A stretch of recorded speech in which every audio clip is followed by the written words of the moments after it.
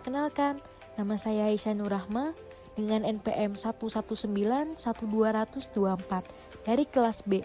Di sini saya sebagai kameramen. Hai, perkenalkan saya Putra Abilansyah Royardi dengan NPM 11912001 dari kelas Agribisnis A. Di sini saya bertugas sebagai editor. Hai, perkenalkan saya Irfan Rianto dengan NPM 1191221 dari kelas Agribisnis B. Di sini saya bertugas sebagai pewawancara. Hai, perkenalkan nama saya Adeliani dengan NPM 119120016 dari kelas Agribisnis B. Di sini saya bertugas sebagai pewawancara. Hai, perkenalkan saya Reja Jeni Padilla dengan NPM 119120027 dari kelas Agribisnis B. Di sini saya bertugas sebagai pewawancara. Assalamualaikum warahmatullahi wabarakatuh. Waalaikumsalam. Sebelumnya Bapak perkenalkan kami dari mahasiswa program studi agribisnis Fakultas Pertanian Universitas Surakarta. Sebelumnya mohon maaf mengganggu waktunya ya Pak. Kami kebetulan ada tugas di mata kuliah ekonomi manajerial untuk mencari data primer. Nah, kelompok kami tertarik untuk mencari data primer di Geostani milik Bapak. Terus, apa yang menjadi kekuatan dari Geostani yang memiliki? Kekuatannya pertama mungkin kita adalah petaninya tersendiri, adalah kita sudah sebagai kekuatan pertama petani anggota kitanya. Jadi petani yang loyal, yang dekat, itu yang membuat kekuatan kita.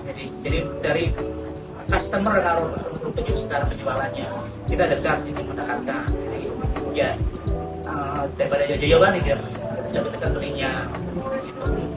Terus ditambah kedua, keuntungan kita juga karena kita ini adalah bukan milik perorangan tapi milik bersama, ya tentu saja akan jadi keuntungan bersama juga. Jadi customer atau petani merasa diuntungkan walaupun beli sini kita juga dapat ada cashbacknya, bahasa ininya pembeliannya ada buat dia, baik itu mungkin berupa barang ataupun berupa kegiatan-kegiatan.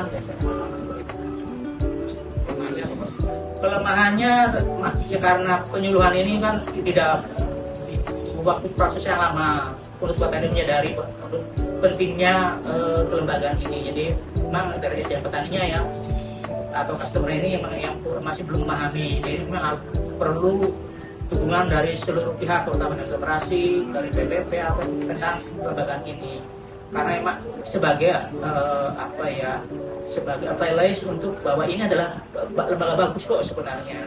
Masalahnya itu yang kurang karena belum ada appealage petani supaya tergerak kebukanya. Jadi memang penyuluhan itu yang kurang. Sebenarnya tentang pemahaman tentang lembaga petani. Yang jadi peluang dari Geostani ini? Peluangnya karena ini emang gaungnya sudah sejak udah ini dan juga jarang ada kios-kios pupuk secara produksi yang berbentuk lembaga petani KMP. Ya mungkin di Cirebon ada dua tadi, Gaudet Bukti dan Koperasi Tani ini. Tapi kalau yang paling mendekat ke rakyat itu kabupaten kita ya, karena kita dekat dengan anggotanya, karena urusan kita jadi dekat komunikasi kita, artinya komunikasinya kita enak ininya tukernya. Jadi segala informasi apa itu yang menjadi kekuatan kita. Jadi petani dekat penyampaian apanya lebih enak. Kita tidak terlalu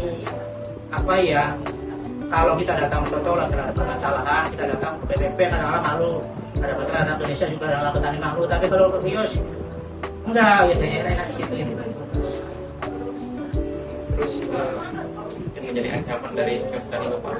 Kalau ancaman karena kita juga sifatnya adalah nanti jam. Sebenarnya sih kalau ancaman dari kios lain nggak jadi ancaman, itu sebetulnya partner aja pada kerja. Tapi kalau secara ancaman terberat adalah ketika kita menghadapi petani mengalami bencana alam, misalkan gagal panen apa itu, biasanya pengembaliannya yang jadi menghambat permodalan itu saya permodalan ke koperasi itu sendiri. Ya karena petaninya kan nggak bisa bayar, kalau walaupun ada auto UTP tapi tidak semudah membalikan tangan ketika kita ikut asuransi pertanian.